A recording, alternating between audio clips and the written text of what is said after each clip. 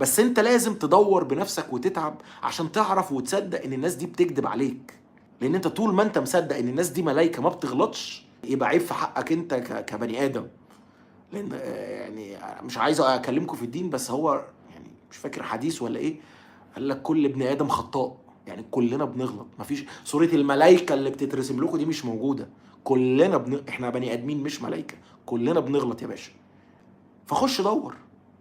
في ناس ادمنت التدليس، وفي ناس ادمنت ان هي تصدق التدليس للاسف.